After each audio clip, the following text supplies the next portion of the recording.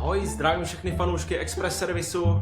Dneska jsem tu já, Adam, a vítám vás u naší první mini recenze, kterou vysíláme živě na Facebooku. Takže doufám, že jsme vám zpříjemnili večer, doufám, že si užíváte úterní podvečer.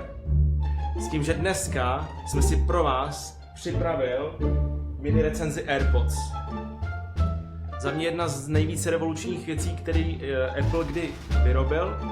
Představili se vlastně s iPhonem 7 a spousta lidí na ní dlouho čekala, dokonce do dneška čeká, protože v České republice moc dostupný ještě nejsou. Já už je mám zhruba 2 měsíce a dneska se společně podíváme online, co obsahuje krabička, v čem se mi líbí AirPody, v čem jsou lepší než klasický drátový a v čem jsou horší. Takže klasická applovská krabička od AirPodu je takhle přiblížení, měl bys to krásně ostřit.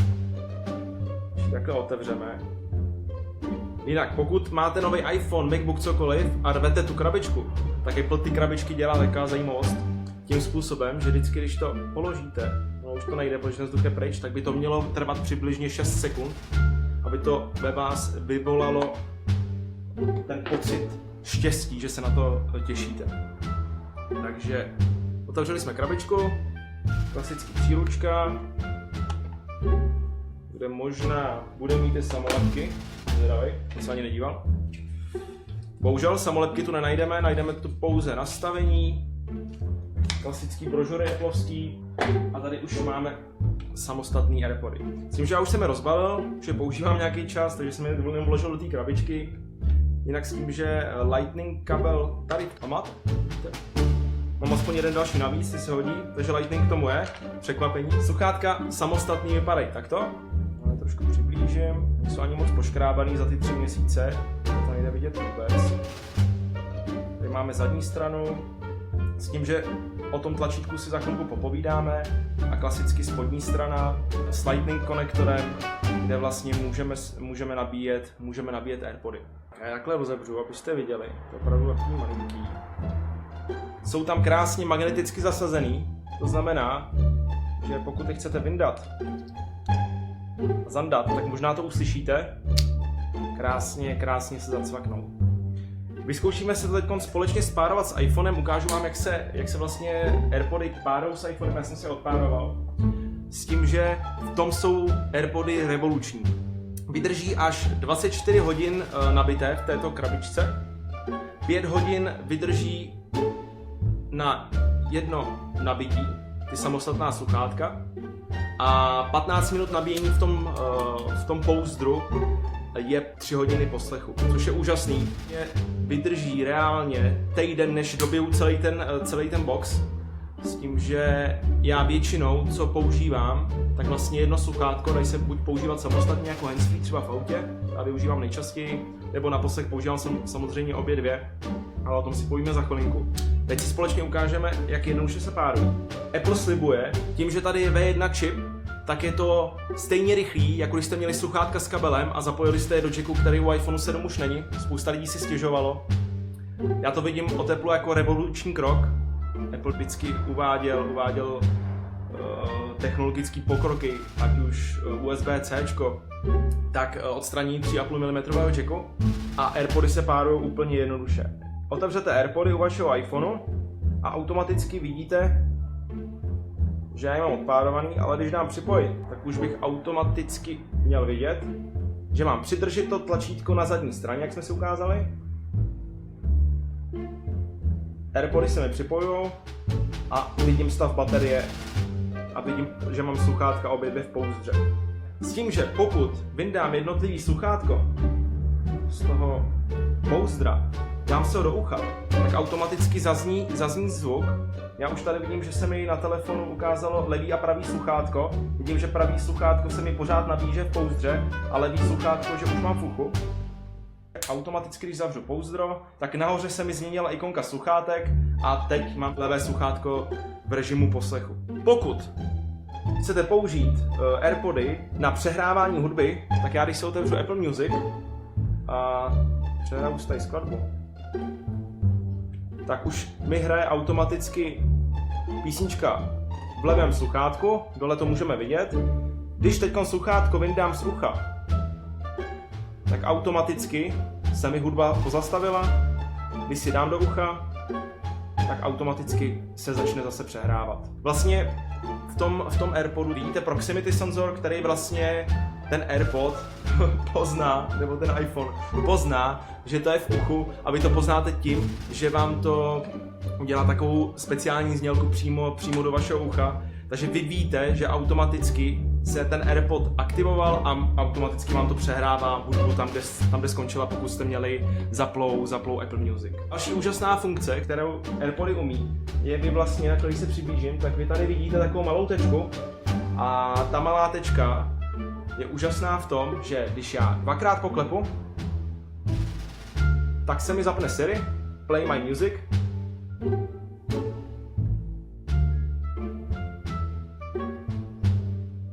Přehrálo mi to teď Christina Aguilera. S tím, že můžu klidně Siri říct, ať mi zvýší hlasitost. Turn volume just a little bit up. Teď mi krásně zvedla hlasitost a pokud chci snížit, tak stačí Siri jenom požádat o to. Spousta lidí nadávalo, že tam není přepínač hlasitosti, že na ty sluchátka musíte mluvit. A za mě dvakrát jsem jel v tramvaji, se mi stalo, že jsem potřeboval zvýšit nebo snížit hlasitost. Nechtělo se mi mluvit na lidi v tramvaji v uvozovkách. Tak jsem to vyřešil tím způsobem, že jsem si to vlastně, pokud máte Apple Watch, tak vy máte to ovládání přímo na vašich Apple Watchích. Já to ukážu, určitě to budete znát. Když dám přehrávání písničky, tady na Apple Watchích vyjedu hudbu, tak můžu klasicky digitální korunkou snížit nebo zvýšit hlasitost. Takže tady ta funkce vás omezovat nebude. Pokud máte Apple Watch, tak můžete Apple Watch použít jako ovladač na hlasitost. Můžete si zvýšit, snížit hlasitost s tím, že můžete i někomu zavolat. Klasicky vyvoláte Siri. Dvakrát poklepu. Call my girlfriend. Jo, a už se automaticky vytáčí. Co se týče kvality hovoru, tak obrovskou výhodou je, že když máte oba dva AirPody v uchu, tak to funguje tím způsobem, že pokud jdete na rušné ulici, tak ty AirPody, každý ten AirPod v sobě má mikrofon a automaticky se přepíná podle potřeby. Jeden vždycky vlastně snímá okolní ruch a potlačuje ho, aby ho neslyšela ta druhá strana. Můžu říct, že to funguje úžasně. Šel jsem tady v Plzni na jedné rušné ulici na Americký a opravdu můžu říct, že ta druhá strana mě slyšela úplně skvěle. Takže co se týče volání, AirPody jsou skvělý. Používám je nejčastěji na volání. S tím, že mám handsfree sadu v autě za několik tisíc, ale vždycky, když vyjdu z domova, dám si AirPod, někdo mi telefonuje, stačí jenom dvakrát poklepat, dokonce vám to řekne i takovou tou zkomolenou česko-angličtinou, kdo vám volá, takže vy víte, kdo vám volá, můžete dvakrát poklepat a automaticky přijmout hovor. Tady, co se týče vlastně toho nastavení, toho poklepání, tak to funguje tím způsobem. Ono se to dá nastavit vlastně v telefonu. Když vy půjdete do nastavení, půjdete do Bluetooth, tak vy tady klasicky uvidíte nabídku, já počkám zase, až se to zaostří, nabídku Adam AirPody. Já když ťuknu na Adam AirPody, tak my tady vlastně můžeme si nastavit název, jak se budou ty AirPody jmenovat, klasickou tu nabídku, kterou známe. Poklepáním na AirPody, to je ta funkce s tím senzorem, jak jsem vám ukazoval, že vy když dvakrát poklepete na ten AirPod, jedno jestli levej nebo pravej, tak to funguje tím způsobem, že vy si buď můžete tu funkci vypnout, můžete si přednastavit Siri, anebo můžete dát přehrát pozastavit. Já když teď dám přehrát pozastavit a dvakrát poklepu na ten AirPod, tak mi automaticky teďkon nenaskočila Siri, ale naskočila mi poslední přehrávaná skladba. Takže pokud byste nechtěli využívat Siri, chtěli byste využívat AirPody převážně na hudbu, tak zase teď dvakrát poklepu, to dám trošku nastavovat, vidíte, co dělám. Tak teď se to automaticky vyplo. Vidíte, vždycky, když poklepu, tak se zastaví nebo přehraje hudba. Tím, že já si teď pozastavím, mrkneme se, co v nastavení ještě můžeme nastavit u těch AirPodů. Můžeme si dát automatickou detekci ucha, s tím, že automaticky se to detekuje s tím proximity senzorem. Jo, Lukáš už vidí, kolik stojí AirPody. máme tam reklamy, takže nám tam hezky běhají. A my, co si ještě můžeme, mám prst, nastavit, je mikrofon. Tak jsem vám říkal, že se automaticky ty AirPody přepínají, tak vy si vlastně můžete nastavit, kde chcete mít ten mikrofon využívat. Buď vždy levý AirPod, vždy pravý AirPod, já tady doporučuji, nebo úplně nevím, jestli bych to, nebo kdy, na co bych to využil. Když tak napište do komentářů, na co byste mohli tuhletu funkci využít, já mám automaticky přepínat AirPody mezi sebou.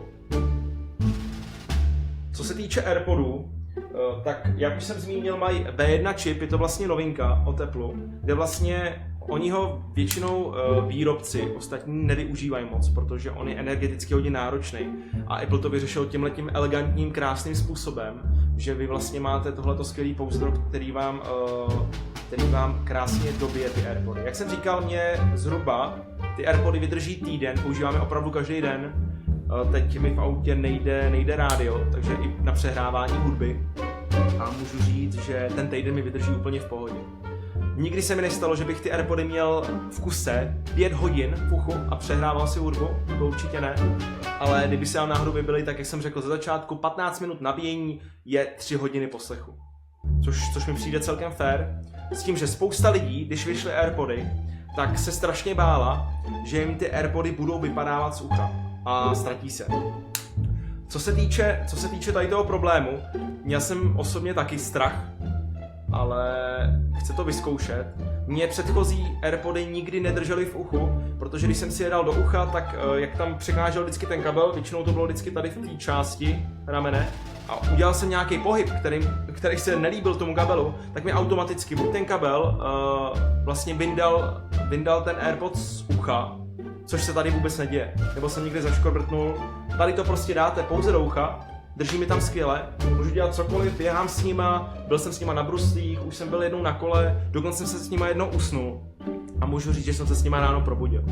S tím, že spousta lidí dále mělo strach s tím, že se budou ztrácet, že je vyndáte z ucha, někam je položíte.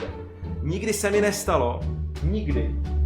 nestalo, že bych ten AirPod položil na stůl nebo kamkoliv jinam. Vždycky, když ho vyndám z ucha, tak ho dám vždycky do krabičky, aby se mi dobíjel. Jo.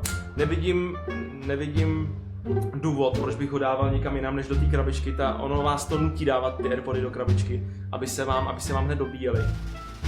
Takže spíš vždycky vidím, že když Apple něco představí, ať už to jsou AirPody, nebo vlastně, co se týče toho 3,5 mm jacku, který odstranili z iPhone 7 Plus, tak spousta lidí vidí jenom negativa a nehledá na tom spíš ty pozitivní věci, což já si myslím, že tohle je hodně pozitivní.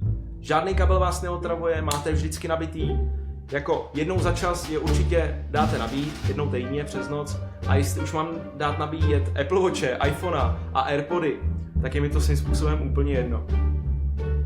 Takže tohle jsou ty klady, co se týče těch AirPodů.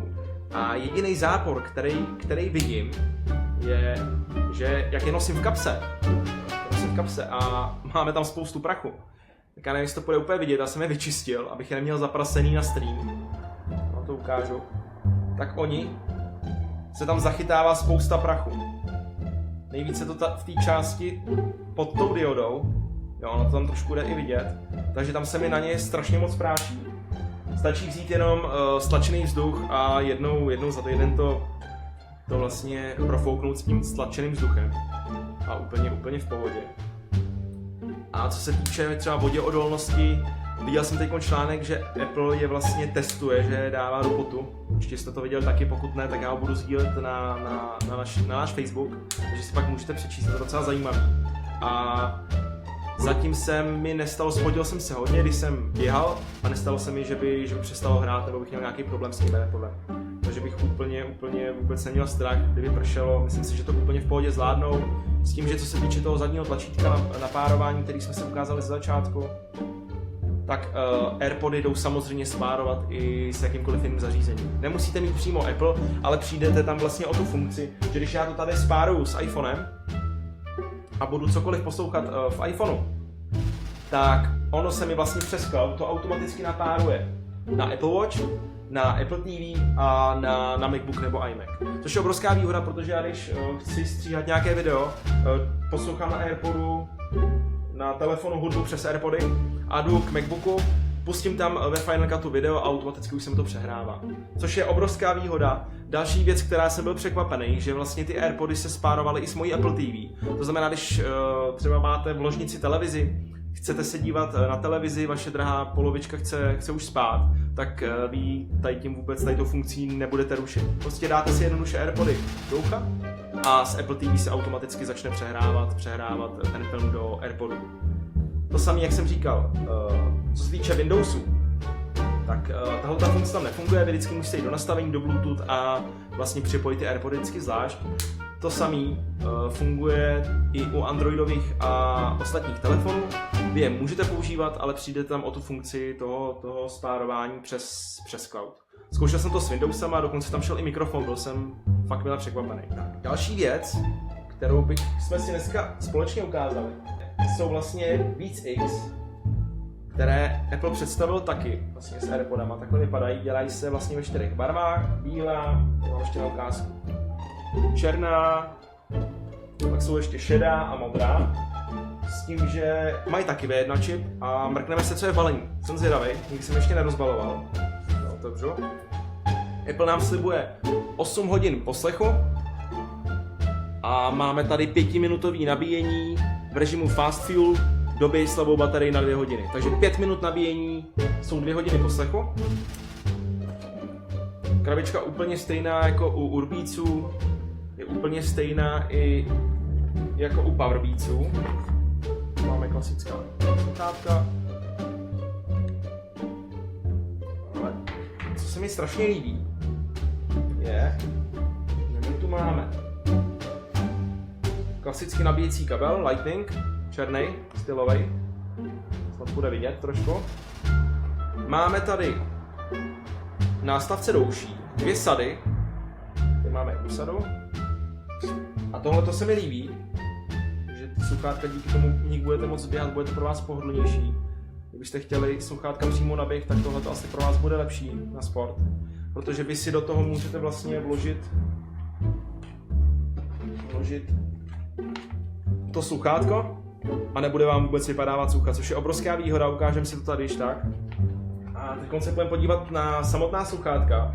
Vlastně je fajn, že vy si je můžete dát, jsou taky sportovnější, můžete si dát přes krk a hned vidíte, že jsou magnetická a hned se mi spojily, takže mi nebudou klimbat, nikde si nezašprajcnou. Konstrukce klasika, tady máme nabíjecí konektor, Lightning, na druhé straně máme ovládání, mají v sobě mikrofon, ovládání hlasitosti, takový ten standard, který u sluchátků máme vždycky u Apple. A tady si je zkusíme spárovat, já je zapnu, ale takhle telefon ukázat. A už vidím. Beats X připojit, když to připojíme, tak by se měl automaticky napárovat. Jo, Adam Beats X, vidíme, že mají 93% baterie a automaticky už je máme na cloudu. Takže co se týče třeba kvality, tak mi to připomíná hodně Urbeaty. Je to takový bezdrátový nástupce Urbeatu. S tím, že hlasové ovládání funguje skvěle, automaticky, klasicky Siri, když přidržíme, tak se nám spustí Siri. Mrkneme se ještě společně, co můžeme upravovat, jestli můžeme úplně stejně upravit v nastavení ty Beats Xy, fungují podobně jako AirPody. Jinak kdyby vás cokoliv zajímalo, nebojte se, neváhejte se zeptat do komentů, můžeme to tady po případě vyzkoušet společně, rád vám na to odpovím. Tak, jdeme nastavení, Bluetooth,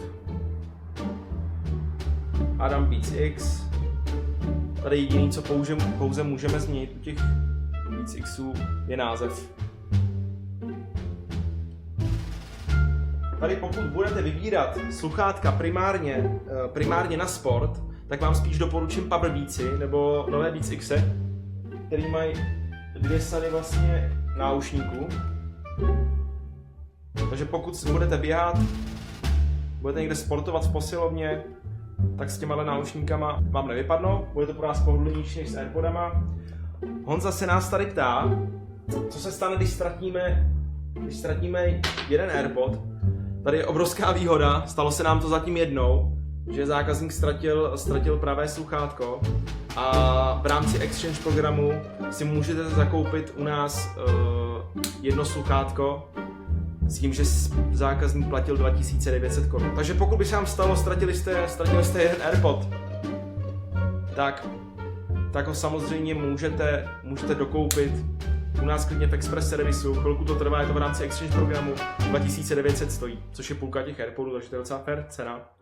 Jsme tu dneska v 5, je to vlastně naše taková první mini recenze, která se vysílá živě. Já jsem rád, že jsme tady ve 4-5 lidech. Jsme si mohli společně zkusit a ukázat tyhle revoluční sluchátka. Jinak 1. května se uvidíme u dalšího školení. A pokud se vám tady ta online mini recenze líbila, tak nezapomeňte dát like, nezapomeňte sdílet. Pokud se vám tohleto video bude líbit, tak budeme dělat pravidelně tyhle online recenze častěji. Můžete si klidně nám psát do zpráv, na co byste chtěli udělat další recenzi. Mrkneme se na to společně. Takže já vidím, že už asi všechno bylo zodpovězeno. Takže nezbývá mi nic jiného, než vám poděkovat za účast. Mějte se krásně a přeju příjemný zbytek úterního večera. Ahoj.